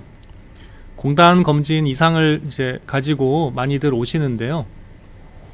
공단 검진에서 그 잡히는 그러니까 디텍션, 검출할 수 있는 신장에 관한 지표가 이제 두 가지가 있는데, 하나는 혈청 크레아티닌이고요. 공단 검진에서도 이제 몇 년 전부터는 사고체 여과율이 같이 포함이 되어 있습니다. 아까 강의에서 설명드렸듯이 사고체 여과율은 혈청 크레아틴 농도를 가지고 이제 산식을 변환한 거니까 한 지표라고 보시면 되고요. 혈청 크레아틴인 60 이상인 경우에는 정상으로 표현이 되고요. 공단 검진에서 죄송합니다. 그 사고체 여과율이 60 이상인 경우에는 정상으로 표시가 되고요. 사고체 여과율이 60 미만인 경우에는 이제 이상으로 나와서 그 이제 일선 의료기관을 방문해서 진료를 받으시도록 안내를 하고 있습니다. 아마도 이제 질문하신 분께서는 그런 사고체 여과율 값은 정상으로 나오고 있으시고 소변 검사로 정상이라는 그 뜻으로 질문을 하신 것 같고요. 공단 검진에서 소변 검사는 단백뇨를 지금 제공하고 있습니다. 그래서 앞서 말씀드렸듯이 단백뇨가 없으면 문제가 단백뇨가 없다. 단백뇨에서 음성으로 나오면 단백뇨가 없는 걸로 받아들이시면 되는데요. 약간의 조금 더 고급 진료가 고급한 내용이라고 한다면 디테일이죠. 라고 한다면 그 공단 검진에서 제공하는 단백뇨 검사는 이제 그 딥스틱 검사라고 색깔이 변하는 검사인데요. 이제 그거 이제 반정량 검사이고 단계를 나눌 수 있긴 한데, 앞서 말씀드린 알부민뇨가 나오는 그 구간을 그 공단에서 시행하는 딥스틱 검사, 색깔이 바뀌는 시험지보험 검사는 미량의 단백뇨는 검출하지 못합니다. 그래서 공단 검사 단백뇨에서 정상으로 음성으로 나온다 하더라도 미세 알부민뇨가 존재하는 환자들이 이제 있으실 수는 있는데요. 그렇게 되면 이제 정상으로 받아들이지 못하고 계속 불안을 조장하게 되니까 그 위험 인자가 있으신 분, 당뇨가 있거나 고혈압이 있거나 비만하시거나 이렇게 신장 손상이 있을 만한 분들이 아니라고 한다면 공단 검진에서 단백뇨가 없는 경우에는 안심하셔도 되겠고요. 내가 그 혈압을 앓고 있거나 고혈압이 있거나 비만이 있거나 흡연자거나 이런 식으로 신장 손상의 위험 요인이 있으신 분이라고 한다면 공단 검진에서 소변 검사가 정상이라 하더라도 알부민뇨가 혹시 있지는 않은가를 한번 체크하시는 것도 도움이 되겠습니다. 커피님께서 운동이 콩팥 건강에 중요하다고 하셨는데 단백뇨가 너무 많이 나올 때에는 운동을 피해야 한다고 하는 말도 있습니다. 적절한 운동은 어떻게 정해야 할까요? 네, 좋은 질문이시고요. 단백뇨가 이제 순간적으로 많이 그러니까 순간적이라 하면 이제 짧은 기간에 걸쳐서요. 이를테면 뭐 신증후군으로 지금 단백뇨가 너무 많이 나와서 세뇨관이 다 막힌다거나, 혹은 뭐 다리의 부종이 너무 심한데 운동을 하면 단백뇨가 증가하는 건 맞거든요. 특히나 단백뇨가 나오시는 환자에 대해서는. 그런데 운동을 해서 얻어지는 다른 부수 효과가 더 많기 때문에 단백뇨가 나오는 환자들도 운동을 하도록 권유를 드리고 있고요.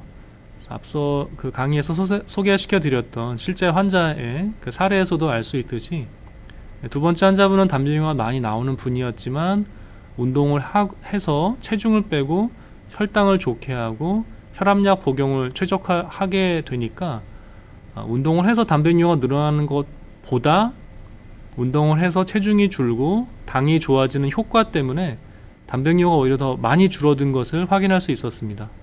네, 그래서 아주 급성으로 단백뇨 때문에 지금 부종이 굉장히 심해서 요 폐색이 올 것이 걱정되는 환자들이 아니라고 한다면 일반적인 원칙에서 운동을 열심히 하는 것은 신장 기능을 보호하는데 굉장히 중요한 치료가 되겠고, 이제 그런 이유 때문에 세계신장협회에서도 운동을 적극적으로 하실 것을 권유를 드리고 있습니다. 현란유님께서 강의 감사합니다. 수영이 좋은 운동인지는 아는데 신장이식 1년 7개월인데 수영을 해도 되나요? 물론입니다. 네. 질문해 주셔서 감사드리고요. 네, 유현란씨 열심히 하십시오. 네, 맨날 뭐 수영하라고 제가 닳도록 말씀드리는데 왜 그러냐면 관절에 무리가 없어서 그렇고요. 네. 심폐기능에도 좋은 운동이고 전신 운동이고, 네. 유산소 운동이 일단은 필요한데 유산소의 성격도 있고 무산소의 성격도 있고 하기 때문에요. 네. 걱정하지 말고 하시면 되고요. 하나 조심하실 건 이제 바닥이 미끄러워서 넘어지시게 되면 골절 위험이 있어서 그러니까요. 네. 그런 것들에 대해서 좀 조심하시길 바랍니다. 파크 박진수님께서요, 신장이죠. 신장 조직 검사에 대해서 간단히 설명해 주시면 감사하겠습니다. 네. 단백뇨가 많이 나오는 환자들 경우에 신장이 왜 망가져서 왜 단백뇨가 나오는지 단백뇨의 원인을 알기 위해서 조직 검사를 하게 되고요. 조직 검사는 이제 뭐 절차에 대해서 문의하시는 것 같은데, 출혈의 위험이 크지 않으신 분이라면 입원하셔서 신장이 아까 등 쪽에 있다고 말씀드렸잖아요. 엎드려 계시면 거기를 이제 초음파를 대고 바늘로 찌릅니다. 바늘로 찔러서 이렇게 긁어내는 형태로 이렇게 철바늘이 들어가서 옆에 이렇게 쇠날이 들어간 다음에 뒤로 당겨서 이제 뜯어내는 식으로 되게 되는데요. 긁어낸다는 게 조금 더 정확한 표현에 가까운데, 그렇게 한 두세 번 정도 긁어내게 되고요. 통증은 거의 없으세요. 그러니까 전신 마취는 아니고 국소 마취를 하게 되고요. 국소 마취를 하게 되면 처음에 마취약 들어갈 때 그 마취약 들어가는 바늘을 찌를 때 그때만 따끔하시고요. 그 뒤에는 그냥 잠깐 이렇게 묵직한 느낌 들다가 이후엔 감각이 없으시거든요. 그래서 시술 자체의 통증은 뭐 거의 없다고 생각하시면 되겠고요. 다만 신장이 혈관이 많은 장기이기 때문에 지혈이 문제인데, 처음에 초음파방에서 그래서 지혈을 이제 손으로 꾹 한 10분 가까이 꾹 지혈을 하게 되고요. 그 뒤로는 모래주머니를 이제 허리에 괴고 본인 체중으로 누워있는 채로 지혈을 하시게 됩니다. 그 지혈 시간이 사실은 6시간에서 8시간 정도 지혈을 하기 때문에 많이 좀 힘들어 하시죠. 자세가 이제 고정되니까. 허리가 아프셔서 이렇게 똑바로 못 누워 계시는 분들은 그래서 좀 하기가 어려우시고요. 아무튼 그렇게 지혈이 끝나고 나면 저녁에는 이제 안정을 취하시고 하룻밤 주무시고 밤사이에 출혈이 없으면 그러면 퇴원하시게 됩니다. 네, 그래서 조직검사 결과는 이제 아주 급할 때는 한 3일 정도 안에 결과를 보기도 하는데, 대부분 한 2주 정도 이후에 결과가 나오기 때문에 외래에서 결과를 들으시게 되고요. 조직검사에서 나타난 사고체 신염, 단백뇨가 나오는 원인 등을 이제 파악을 하고 난 다음에 이제 거기에 맞춰서 맞춤 치료를 받으시게 됩니다. 정확한님께서 크레아티닌 검사, 네, ES님께서 정확한 크레아티닌 검사를 위해서는 근력운동은 중단하고 하는 게 좋을까요? 네. 하시면 이제 근육량이 늘어나게 되니까요. 그래서 추정 사고체 여과율 설명을 계속 드렸는데, 신장 기능은 똑같은데 근육량이 좀 줄어들면 사고체 여과율이 좋게 나옵니다. 왜냐하면 크레아틴이 근육 노폐물이니까 근육량이 줄어들면 근육 노폐물이 좀 줄어서 신장 기능에 변동이 없다 하더라도 크레아틴이 떨어지게 되고, 크레아틴이 떨어지면 사고체 여과율은 그냥 크레아틴의 변환식으로 계산한 값이니까 여과율은 좀 좋게 나오게 되거든요. 근데 이제 그거는 일종의 그냥 본질은 동일한데 검사 결과만 바뀌는 거니까 뭐 수치를 좋게 하기 위해서 근육을 줄이실 필요는 없겠고요. 다만 단백뇨가 나오시는 분들은 고단백 식이를 하게 되면 단백뇨도 증가하게 되고, 단백뇨가 증가하면 그게 신장의 속에서 병인 자체가 변화가 없더라도 그냥 단백뇨가 많이 나오는 것 때문에 신섬유화가 생기거든요. 그러니까 신장이 망가집니다. 단백뇨가 많이 늘어나면. 근데 단백뇨가 단백질 파우더를 많이 드시면은 먹는 만큼 다 먹는 것에 비례해서 이제 새 나오게 되거든요. 그러면 병은 잘 조절을 하고 있다 하더라도 그런 단백뇨 때문에 신장이 더 망가지게 되니까 근육 운동을 하시는 거를 막지는 않지만 그 파우더를 드시는 거는 그 근보충제를 드시는 거는 이제 좀 금지하고 있습니다.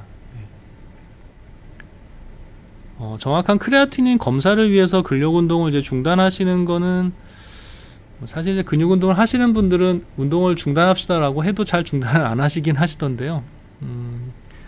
그러실 필요 없습니다. 다만 그 수치에 대해서 너무 걱정하시지만 않으시면 되겠고요. 뭐 헬스가 요새 보편화되다 보니까 보디빌더 분께서 크레아틴 한 1.7 정도로 오셨었어요.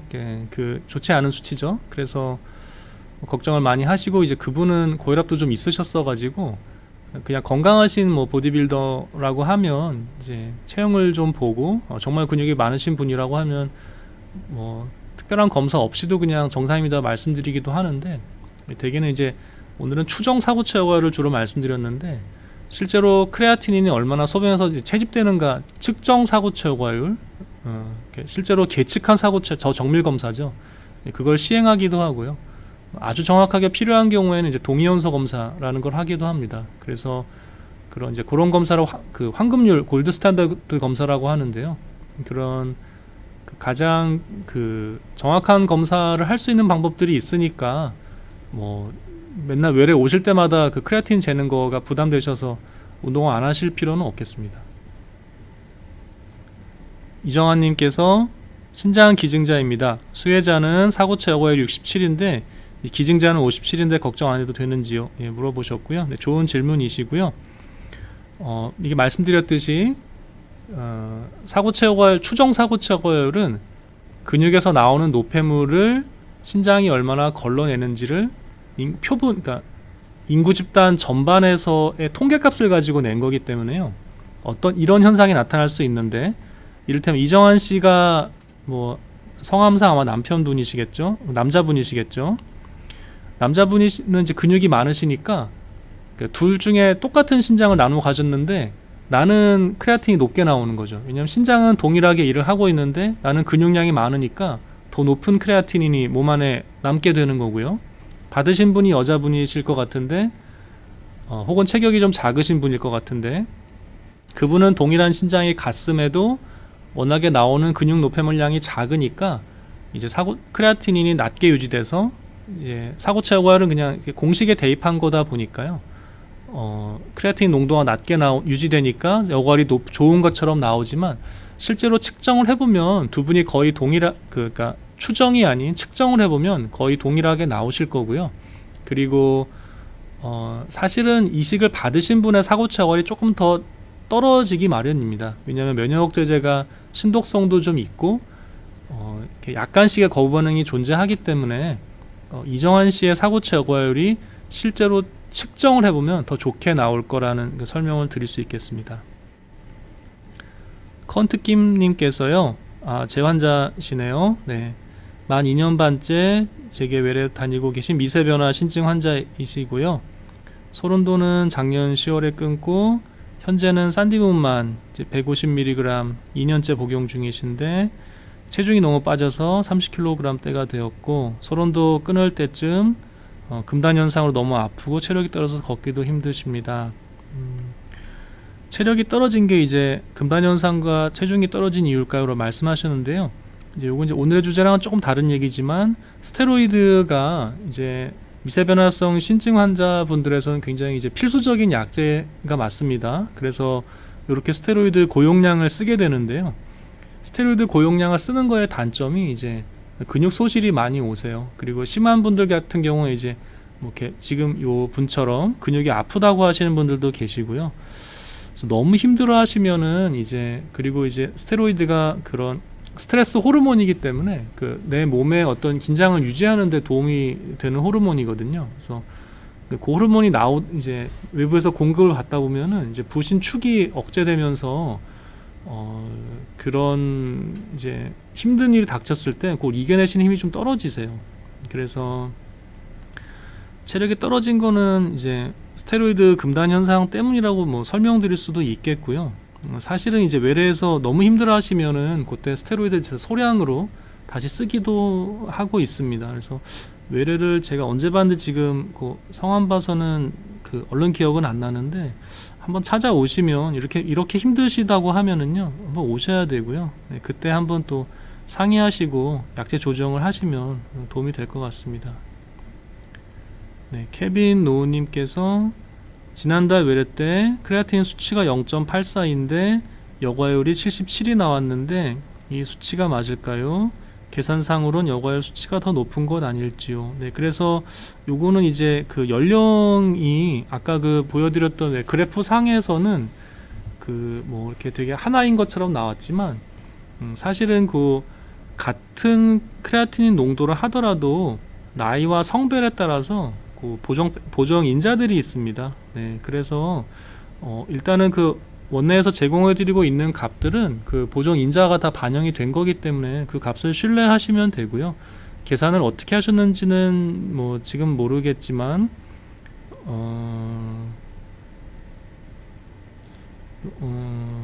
뭐 직접 계산을 하신 거라고 하면 이제 여러 가지 공식들이 사실 인터넷 찾아보면 있기는 있거든요. 근데 어쨌든 지금 그 말씀드릴 수 있는 내용은 원내에서 제공해 드리는 값에 뭐 그 사고차 여과율이 그 제공된 값이 오차가 있는 값은 아닙니다. 네네. 네, 박진수님 감사드리고요. 네, 네, 딱풀이 귀요미님께서 네, 정상 체중이고 만성 질환 없고 크레아틴 1.1에서 1.2, 총 사고척은 60에서 55 왔다 갔다 하고 단백뇨 정량이 200에서 300mg 사이, ARB 복용 중이시고요. 500 미만이면 사고체 손상 가능성 많이 줄어드는지, 150 미만이면 좋겠지만 섬유화는 조금씩 진행되는지, SGLT 차단제 복용 의미가 있는지, 저염 저단백식 외에 어떤 조치를 더하면 신기능이 보존되는지, 조직검사에서 지금이라도 원인 찾는 것이 좋을지, ARB만 복용하면서 추적 관찰만 하면 되는지, 단백뇨 검출은 표적장기 손상 지표로 조직검사 의미가 있을까 싶어요. 굉장히 전문적인 질문이시네요. 네, 단백뇨 정량이 200에서 300ml 사이에서 이제 ARB를 쓰기도 하고 안 쓰기도 하는데요. 젊으신 분이신 것 같고요. 네, 젊은 분이면 조금 더 적극적으로 해볼 수가 있겠고, ARB를 혈압약입니다. ARB라고 하는 거는 어쨌든 300 미만에서 500 미만이라고 하면은 사고체 손상 가능성은 많이 줄어들죠. 엄밀히 말하면 사고체 손상이라보다 이제 그 신세노간 섬유화, 신실질 섬유화를 막아주는 게 더 이제 큰데요. 그래서 150 미만이면 좋겠지만 섬유화는 조금씩 진행되나요? 이제 보시면 알겠지만 그 ARB 제제가 어떤 뭐 완치를 시키는 제제는 아니니까요. 진행을 더 이렇게 완화시키는 약에 가깝기 때문에 섬유화는 조금씩 진행된다고 뭐 말씀을 드려야 될 것 같습니다. SGLT 차단제를 쓰는 것이 이제 최근에 연구가 활발하게 시도되고 있고요. 단백뇨가 실제로 뭐 다른 사고체 신형 환자들, IgA 신증 같은 환자들에서도 많이 당뇨 환자뿐만 아니라 다른 일반 사고체 신형 환자들에게서 또 일정 부분 줄어드는 것을 저희가 관찰하고 있습니다. 연구가 이제 출판되기도 하고 지금 뭐 임상 현장에서 겪고 있는 그런 어떤 첨단의 지식에 가까운데요. SGLT 차단제를 쓰는 게 사실은 근데 이런 어떤 조기 환자에서 지금 막 시도되고 있지는 않고요. 되게 통상의 치료를 하지만 잘 듣지 않는 환자들 경우에 시도되고 있는 거기 때문에 지금 요 질문하신 그 분께서 물어보신 내용에 대해서는 사실 정확한 답을 드리긴 좀 어려울 것 같고요. 왜냐하면 이제 SGLT 차단제를 쓰는 게 약을 뭐 항상 더 많이 쓰는 게 항상 좋은 건 아니고요. 아까 신혈류량이 좀 줄어들면서 일시적으로 사고체가 떨어지는 현상이 나타난다고 했었는데 SGLT 차단제도 이제 그런 현상이 나타나거든요. 체액량이 줄면서 신전성 신부전의 위험도 좀 늘어날 수 있기 때문에 아주 조기 환자에서 SGLT 차단제를 더 추가하는 게 도움이 될지에 대해서는 뭐 아직은 좀 이렇게 전문 의사들, 그러니까 임상가들 내에서의 좀 연구의 영역이라고 설명드려야 될 것 같습니다. 이렇게 어떤 강연에서 이렇게 공개적으로 보편적으로 이렇게 하나로 획일화시켜서 말씀드릴 수 있는 내용은 좀 아닌 것 같습니다. 조직 검사해서 지금이라도 원인 찾는 것이 좋을지에 대해서는 이제 저도 많이 하는 고민인데, 단백뇨가 이제 미량 혹은 500mg 미만 혹은 1000mg 미만의 환자들에게서 단백뇨가 이제 나오는데, 그 정도가 이제 오래 가고 있을 때 완전 사라지는 건 아니고 약을 끊기는 좀 곤란한 상황이라고 할 때, 단백뇨가 지금 약을 써서 안 나오고 있는데 이 환자를 조직 검사를 해야 되나라고 하면 이제 사실은 많이는 안 하거든요. 왜냐하면 이제 어차피 치료가 잘 되고 있으니까 안 하는 면이 있는데, 최근에는 어쨌든 처음에 단백뇨가 나오는 사람들은 그 좀 더 적극적으로 조직 검사를 해서 그 간별 진단을 확실하게 해라라는 게 어떤 그 이제 지침에 그 명시가 되어 있는데요. 다만 근데 현실적인 문제가 그 신장이 조직을 뜯어보면은 이제 병이 있는 곳이 있고 없는 곳이 있습니다. 다만 이제 어떤 뜻이냐면 이제 우리가 이론적으로는 신장이 전반적으로 다 고르게 망가진다고 이해는 하고 있지만, 실제로 병리를 보면 사고체가 망가진 부분도 있고 이제 안 망가지지 않은 부분도 있거든요. 근데 그게 병이 좀 이렇게 통상의 임상적으로 그 과거에 접근하던 대로 병변이 고르게, 그러니까 조직 검사를 한다는 거는 이제 무작위로 뜯어내는 것에 가깝기 때문에, 랜덤 샘플링을 하는 곳이기 때문에 분포가 다 고르게 많이 있으면 아무데나 뜯어도 이제 병이 일정하게 나올 텐데요. 병이 되게 초기라고 한다면, 드문드문 패치하게 병변이 있다고 하면은 그때는 조직 검사했을 때 하필 그냥 정상인 부분이 나올 가능성도 있습니다. 네, 그렇기 때문에 이게 좀 침습적인 검사다 보니까 이제 비용과 시간과 그리고 리소스를 자원을 들여서 조직 검사를 했는데 그냥 정상만 나오게 되면 이제 좀 낭패인 상황이 될 수 있으니까, 네, 그렇기 때문에 조직 검사를 하는 것에 대해서는 이렇게 좀 개별 경과를 좀 보고 신중하게 판단을 해야 될 것 같고요. 단백뇨의 검출은 표적장기 손상 지표는 맞습니다. 단백뇨는 일단 기능성 단백뇨로 아까 운동에서 나오는 것 같은 상황이 아니라고 한다면, 그리고 꾸준하게 지속적으로 나오고 특히나 고혈압이 있다고 한다면 표적장기 손상의 증거는 맞는데, 이제 그게 조직 검사와 연관되는 거는 또 조금 별도의 그런 논의가 필요한 상황이 되겠습니다. ES님께서 다시 질문을 하셨고, 신장내과를 본 적은 없는데 소변 검사하면 요단백이 트레이스로 나오는데 신장내과를 가보는 게 좋을까요? 콜레스테롤이 약간 높은 것 외엔 기저질환 없습니다. 아주 좋은 질문이시고요. 그 트레이스라는 게 이제 경계성인데요. 트레이스가 있는 듯 없는 듯 이제 이런 뜻에 가까운데, 요 단백뇨 검사를 위해서 이제 신장내과를 오실 필요는 없고요. 그 개원과 1차 진료 기관에서 단백뇨 검사는 다 수행할 수 있습니다. 그래서 이제 이런 경우라고 하면 망설이지 마시고, 기존에 어디서 요 검사를 받으셨는지 모르겠지만 그 검사를 받으셨던 의원이나 기관에서 나는 알부민뇨나 단백뇨 검사, 정량 검사를 하고 싶다라고 얘기하시면 거기서 검사를 받으시면 되고, 그때 단백뇨가 없으면 그 2차 진료를 보실 필요는 없겠고요. 있다고 하고 그 정도가 1차 진료기관에서 감당이 안 될 정도로 고급한 간별 진단을 요하는 것이라고 한다면 그때 찾아오시면 되겠습니다. 경숙님께서요. 네, 감사합니다. 미세변화증은 신장을 어떻게 관리해야 될까요? 단백뇨는 490이고요. 크레아틴 0.8, 67세이시고요. 혈압약 반알 드시고 계세요. 통상의 이제 미세변화 신증 같은 경우에는 면역억제제를 써야 되는 시기가 있고, 면역억제제를 쓰면 대부분 7-80% 정도는 관해가 옵니다. 그런데 이제 남아있는 20-30%에서 관해가 안 올 때에는 단백뇨를 줄이기 위해서 여전히 면역억제제를 드셔야 되고요. 지금 이제 면역억제제는 안 드시고 혈압약 반알이라고 하는 것을 보면 아마도 제가 생각하기로는 지금 이렇게 의무기록을 보고하는 건 아니니까 정확한 답변은 좀 못 드려 죄송한데, 이미 관해는 오셨던 것 같고, 그러니까 면역억제제는 쓰지 않고 있는 상황에서 혈압약으로 단백뇨를 조절하고 계신 상황이라면 지금은 이제 그거는 미세변화 신증 때문에 신장에 어떤 그 손상이 좀 남아서 그냥 병의 활성도와는 상관없이 단백뇨가 나오고 그리고 혈압도 고혈압도 어떤 후유증으로 남으신 것 같거든요. 근데 흔하게 있을 수 있는 일입니다. 대개는 그런 경우에 더 진행이 되는 일은 드무니까요. 미세변화 신증이 재발하지 않는지 그 소변 스틱 검사 같은 걸로 자가로 좀 체크를 해보시면 좋을 것 같고요. 혈압약을 꾸준하게 드시면 되겠습니다. 뭐 소염진통제 같은 것을 드시지 않는 그런 일반적인 건강 원칙을 지키시면 되겠고, 오늘 보여드렸던 8가지 황금률에 대해서도 꾸준하게 잘 수행하시면 그러면 좋은 결과가 있을 거라고 생각합니다. 오늘 1시간 반 했었는데 그 강의가 오늘 조금 설명을 드리느라고 길었어 가지고 제 질문을 많이 못 받으려서 좀 죄송하고요.